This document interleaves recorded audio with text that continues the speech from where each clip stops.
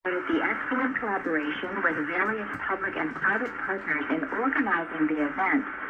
These partners set up booths offering products and services and implemented safety measures to ensure a secure environment for attendees. And following the opening ceremony, officials, diplomats, government executives, and PRD management participated in the traditional Krathong floating activities at the PRD's pond, and they also visited vendor stalls and engaged with festival goers. So, are you ready for Krathong this year? It came very soon this year, but I think I'm ready. How are you? Are you going to be lying home?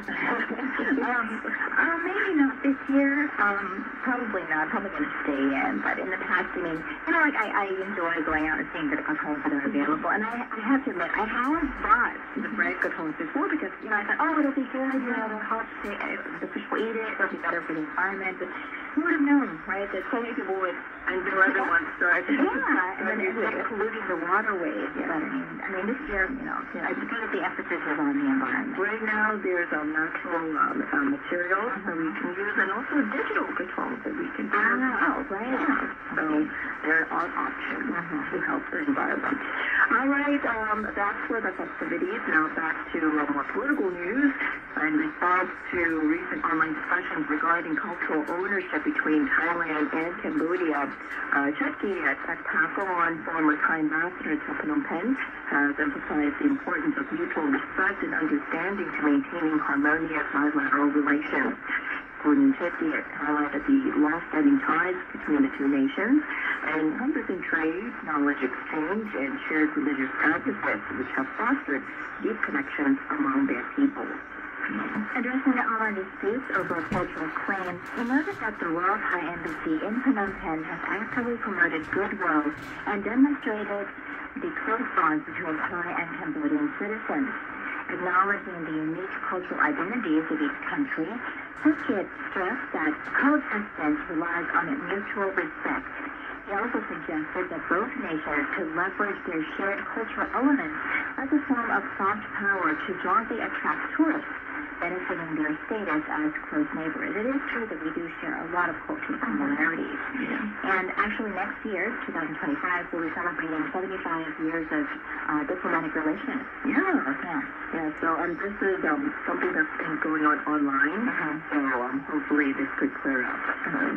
All right, and still at the border here, the Ministry of Foreign Affairs, or the MFA, has recently addressed public concerns regarding the 2001 Thailand-Cambodia Memorandum of Understanding, commonly known as MOU 44, underscoring its importance.